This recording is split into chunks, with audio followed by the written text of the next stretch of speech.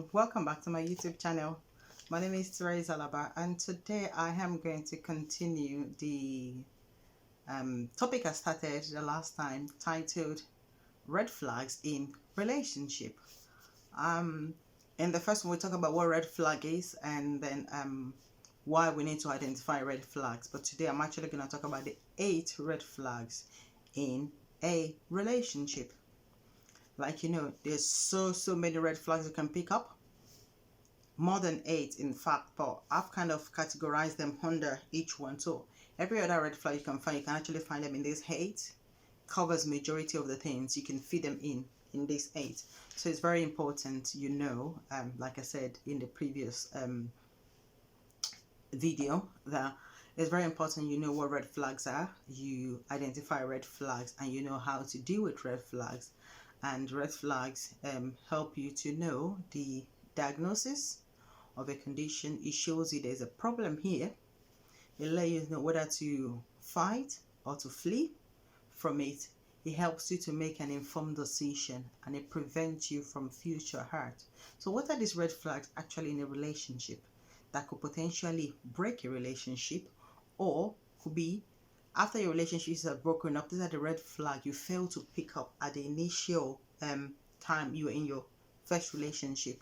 By knowing these red flags, it will help you when you go into another relationship to identify things like this and to make an informed decision whether to continue with the relationship, or you're going to come out of that relationship, or whether to seek help, whether it's something you can handle. So what are the 8 red flags? Point number 1 I'm going to talk about is dishonesty. Lying in a relationship, it's actually not called for. So when you're in a relationship, before you get married, is a time where people normally have the flawless love. So when you're so open to each other, whereby you're just in love, whereby you just feel the bubbles. Your world is surrounded about this person that you found.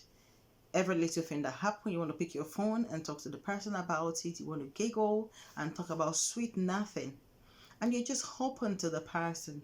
But if you're in a relationship, the person you're with is lying to you, you need to pick it up. I'm not talking about a lie whereby maybe they want to have a surprise for you, a surprise birthday party, and they lie to you to take you out of the house, or they lie to you to take you to the destination where they prepared the surprise party. That's not what I'm talking about. I'm talking if there's a chronic lie and the person just don't tell you the truth. Don't make excuse for this person. Don't say, oh, they're gonna change, or they're going through a bad time. At the end, they love me. If someone is lying to you, they're being dishonest to you. There's so many things associated with lie. What are they doing that they're not telling you? Why are they not open to you? When you love somebody, you're not afraid of the person. So what are they afraid of? Why are they not being honest with you? If you go on and marry someone who is not honest, who is dishonest, you wouldn't even know where they work, what job they do. You wouldn't know how much salary they are earning. Even the so-called love, you are claiming that this person loved me. How do they not even lying about that? So it's very important. Don't take lying for granted in a relationship. It will affect the marriage if it continues and this is not addressed and this is not changed. So it's very important. What is the person doing that they're not telling you? So it's very important to look into. If someone started lying to you, it's something you need to address immediately. It's a red flag. The second one I'll talk about is cheating.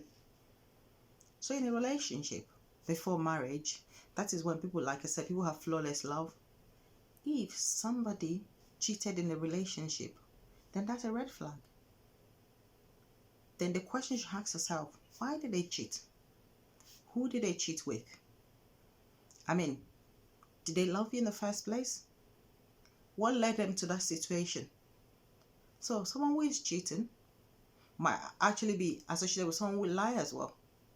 So it's very important to see how these things link together. So it's not just one thing and say, she just met her old boyfriend, or he just met his old girlfriend. It didn't mean to, just a situation. You need to accept the fact and the reality and face it. Do not cover for it. This is a serious issue. It does affect in marriage. There are times I've heard people and I've seen people say, and they did this and they did that, and talking about real problems in their marriage. But then when they talk to me, especially some of my close friends, I look at them and I thought, no, this is not new. These are things we both know are there in relationship, but you fail to pick it up, or you make excuse for the person, or you just don't want to confront the truth, or you feel, you know what, I'd rather stay in this and face the consequences than actually losing the person. I don't want to go through the pain of losing a person, or a pain of breaking a relationship. Breaking a relationship is better than breaking an engagement. And breaking an engagement is complex and is better than breaking a marriage. Once you get married, things become more complex. So it's very, very important to know this red flag and to make your decision. So at least when you're going into marriage, you know this is what I am going into. Or it's very important if your relationship has broken as well. These might be things that were in the relationship that you failed to pick up, or you're so blinded in love you did not pick it up. So that when you're going to another relationship, at least you know these are the things I will be watching out for. So it's very important. Number 3 I'll talk about is aggression. If the person is aggressive, when you get into the argument, did they lift their hand and hit you? Did they threaten you with words, I'm gonna hit you? Because if the person keeps saying, oh, I'll hit you, it's only a matter of time. The Bible says, out of the abundance of the heart, the mouth speaketh. So that's what's on their mind. And one day, they will actually do it. Or as a person being aggressive to you, when you have an argument, how does the person react? Did they just get so upset, bang the door, walk out? Did they scream? Did they shout? Did they become very threatened? Did they come right in your face? Did they come right on top of you? Do you feel threatened when you have an argument? Is the person aggressive? How do they handle their anger when they get angry? Does the person have a bad temper? Is the person abusive to you? If someone lifts up their hand in a relationship and hits you, you aren't gonna get better in marriage. It's even gonna get worse. Because now you feel locked in the person. They feel more control over you. And then if they're aggression in marriage, the person feel more controlling. Or if there's aggression in a relationship, the person feel more controlling. So don't make excuse for the person. So it was drunk. Oh, he didn't mean it. Oh, she didn't mean it. Oh, she had a bad day at work. Oh, it was just the past. Don't let a person keep making an excuse. And so, I'm so sorry, I didn't mean it. Oh, it won't happen again. Or I just have bad temper and things like that. If it's a continuous thing, it's something you need to look into. Because these things are so real. And they happen in marriage where people get so abused and people cannot even talk about it. I mean, it just reminds me of a story of somebody. It's not actually a story. Somebody I actually know. The husband threatens her actually. Threatens to beat her. Actually, the husband beat her. Yeah, the husband beat her. The husband threatened her for so many things. The husband is so aggressive towards her, even in front of their child. And when I look at it, I thought, oh no, this is not new. What did you pick up in the relationship? Have you seen any sign in the relationship? There must be a form of sign. There must be something that you failed to pick up. I know there are times there might not be that particular red flag, but there might be other signs. And like I said, all these red flags, they are linked into each other. If someone is cheating, the chances that the person is lying, the chances that the person is stealing, because if you cheat, you're stealing. Yeah, so you should see the link and the trend in the person's pattern, in the person's behavior, in the things that is going on, in the red flags. So it's not just one thing. So one red flag normally lead to another, like aggression. If person is aggressive, then they have a bad temper, then they have a anger problem, they can't control themselves, they become very controlling towards you, they become abusive towards you. So it's not just aggression only or bad temper, it's all linked together in one.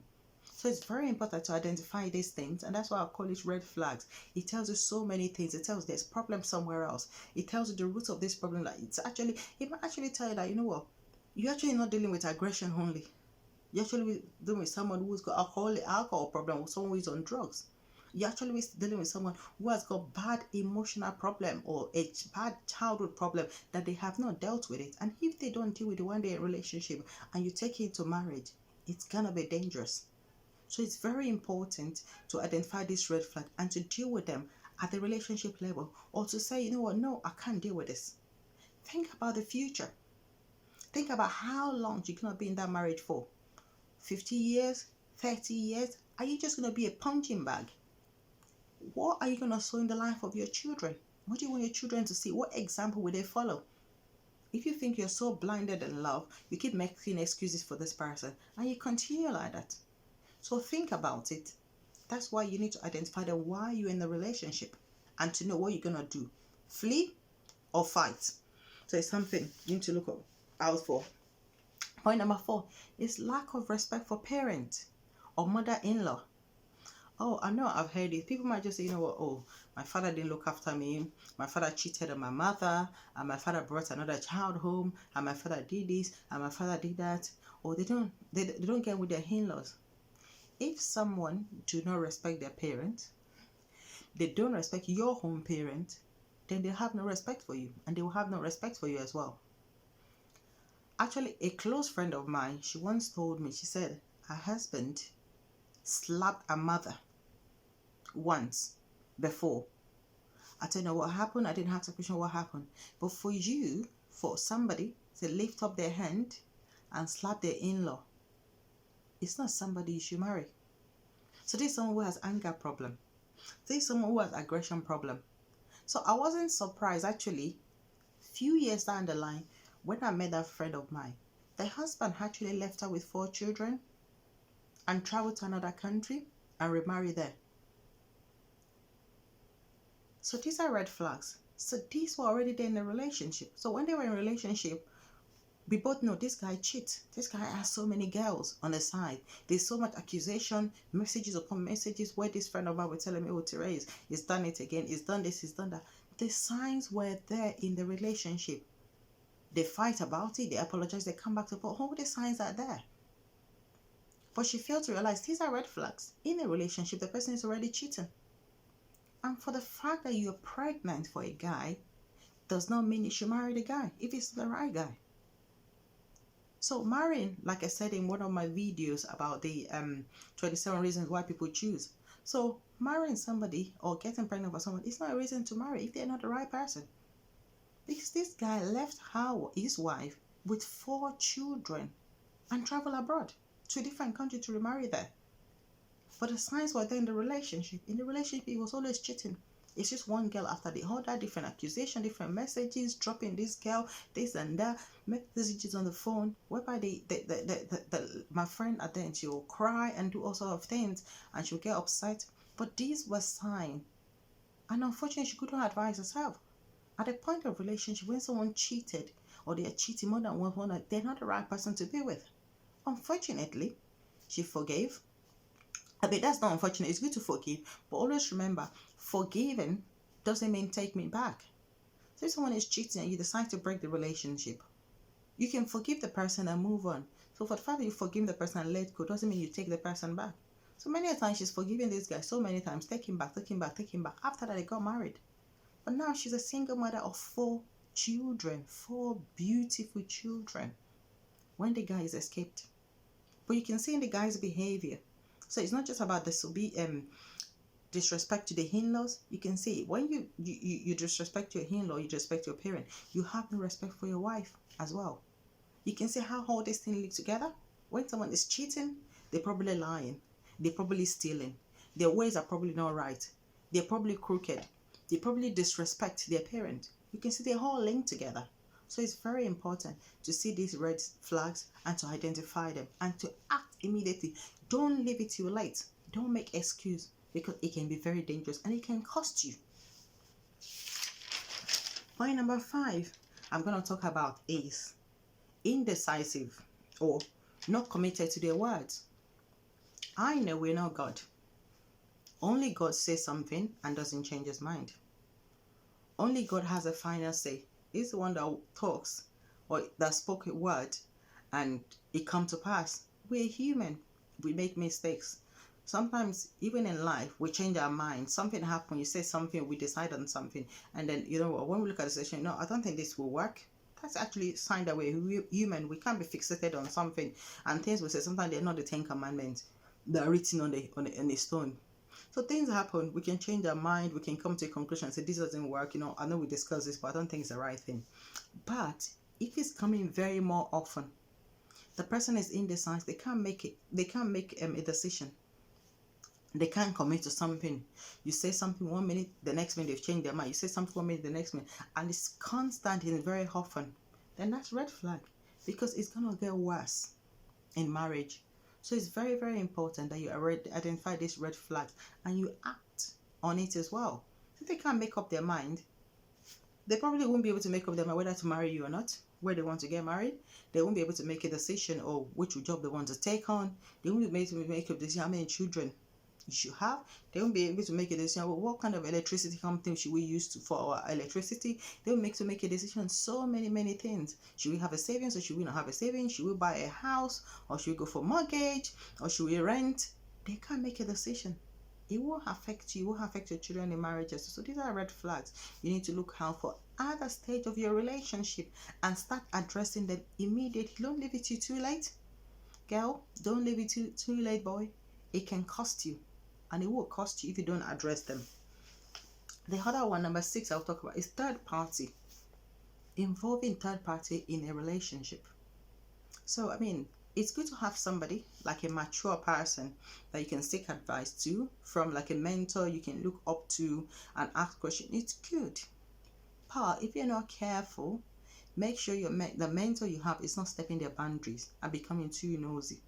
Because in relationship between two people, if somebody you call mentor is becoming too nosy and becoming being intrusive, or you have a third party in there, it can actually affect your relationship.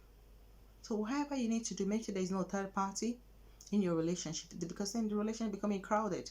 Then you both have your opinion, then there's somebody else who has their opinion. So it's very, very important that third party, you don't involve them. And if you have them or you feel your relationship is so crowded, you need to act. I once remember when I was a student, I was on placement and I was working with a woman, very young looking woman. I would have thought she was in her 40s, but this lady was actually 60 years old. And we're chatting, we're on the train and we're just chatting together. And then I don't know how what we were talking about. She started talking to me about marriage, and she said, "Oh, her first marriage, her son is 38 years old, and she's she's 60." So I started calculating. So at what age you had your child? She said everyone was 22, and she was telling me her first marriage actually lasted just 4 years. I said, "Whoa!" So what happened? I didn't want to ask. I was very reluctant. I said, "Oh." So, but I ended up asking her what happened. She said, "No, the marriage was just so crowded." She said, "There's too many people in the marriage. The third parties, to the extent that our in-laws are so much involved, and they actually told her husband to stop her from working as a nurse and to find a job in a local shop so she doesn't fall in love with the doctors." I mean, that's ridiculous. Yeah, but she said she just doesn't have a say. She doesn't have control over the marriage. So she had to come out of the marriage and took her son away. Now she's happily married. So these are signs. So these are not things that happen in marriage. These are things that happen in a relationship. So she must have seen it in relationship that the husband is too much controlled by the family. Or she must have seen there's a third person. But it can be the other way around. It could be a parent. It could be the wife as always introducing the third party, or it's being too controlled by their parents or by a third person or external people, by friends, by colleagues, by different people, and it's not affecting the marriage. These things are things that should be picked up in the relationship earlier and addressed before you get into marriage, because it can cost you. It can cost you your marriage. Point number 7 I'll talk about is authority figure. In a marriage, in a relationship or in marriage, things do go wrong.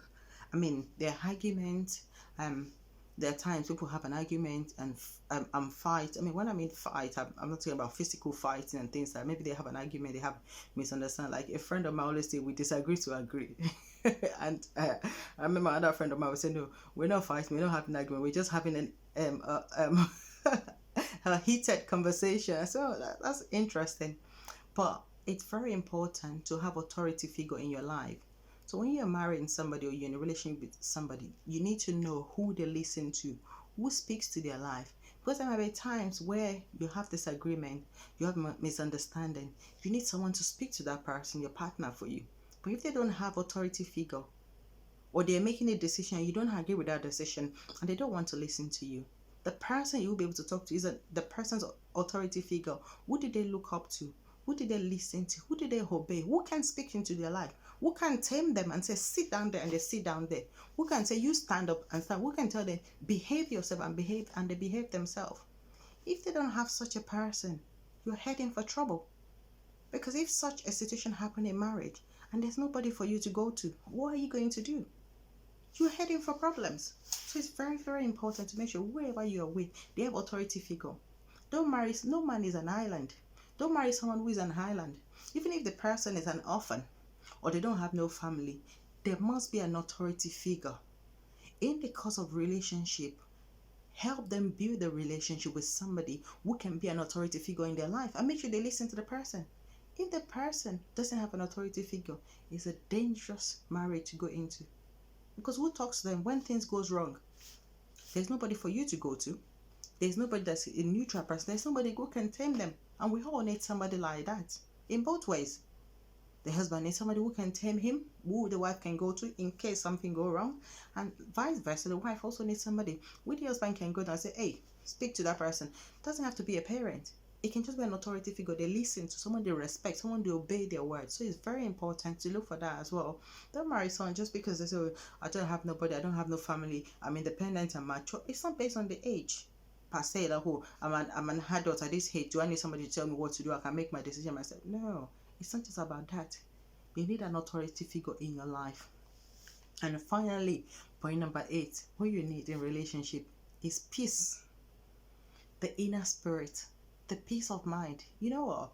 Even though there's so many red flags I've talked about and things like that, even if you're in a relationship and there's no red flag at all, is there peace in your mind? Do you have peace? When you lie down, is there peace? Because sometimes I was a student and I was on placement, the doctors or the clinician always tell me that, you know what, Therese, when you've done all your assessment and you've done everything, you can't find anything. What is your mind telling you? Because sometimes you can't find anything, but deep in your heart, you know something is not right. Something doesn't add up. Then at that time, you need to dig deeper. Because it might not be physical things you can see. It might not be part of the red flags. But there's no peace of mind. You don't have peace of mind. Let's see what the Bible say in the book of Psalms. This is actually David talking. This book of Psalms chapter 4 verse 8. It says, in peace I will lie down and sleep. You alone, for you alone, Lord, make me dwell in safety. But what did he say? He said, in peace I will lie down and sleep, because God made me dwell in safety. So there must be peace first. If there's no peace, then there's no safety. So if you've tried everything, you've looked around, but something just not settled down with this, you know what? There's something I can't gather together. There's something I cannot put together about this person. There's something that doesn't just click about this relationship that I'm not sure of. Then there might be danger. You need to seek for the peace of God in everything you do. You need to have peace. You can't be walking around and not having peace and be thinking, oh, there's something I'm not sure, I can't put my mind on it. It's very, very important. The last point, number 8, to seek peace in all that you do, even if there is no, even if there is no red flags. Peace, inner satisfaction, it's very, very important. I once heard somebody saying something. I was saying, when you're going and you see two people in a car, a man and a woman, and in a car, and they are giggling and they're chatting and they're screaming and just talking and just so happy and so loud, touching each other and things like that, there are few options. It's either the lady is new, they're in a relationship, they're not married, or the car is new. And on the other hand, he also said, when you see another couple in the car and the wife is looking to the left, the husband is looking to the right, or the husband is driving looking straight and the wife is looking this way, then these are married people. But when I actually think about it, it's actually very true. Because when you're in a relationship, I mean, everything is perfect about this person, everything goes well and things like just flow. But once you're married, marriage is an eye opener. It's good. It's what God has ordained, and it's what God has put down for us to enjoy. It's good, but it's an eye opener. So things that you don't deal with in a relationship that you overlook when everything is rosy and things like that, it's not gonna be rosy like that. The same thing you didn't deal with in marriage. So don't think, well, when I marry the person, we love each other, she will change, he will change. Marriage does not change people per se. Marriage rather reveal more of people who they are, and actually you see people in their glory. So it's very, very important to take these red flags seriously. Seek help if you need to about this red flag. Make your own decision. And like I said, it's a self-assessment. It's not a way of being nosy on your partner. It's not a way of picking up on your partner, say this and this, and supporting your own foolishness with this. It's a way of assessing your relationship, or a way of assessing why your previous relationship went wrong, so that you can do something about it for the next relationship. All right, guys, thank you very much. Once again, I'm gonna stop here, and please subscribe to my channel, like my channel, make a comment on my channel, and share with your friends. I am pleading with you. I need you to subscribe to my channel. Don't just watch it and just listen to it. If you watch and you're enjoying this, why don't you subscribe to it? And you can get updates anytime I put the updates on. You can get updates quickly. So please and please subscribe to my channel, share my channel, make a comment, like my channel, and yeah, thank you for your time. And then keep out and watch out for my next videos. Till next, we'll see you again, or till next I speak with you. You take care. Bye.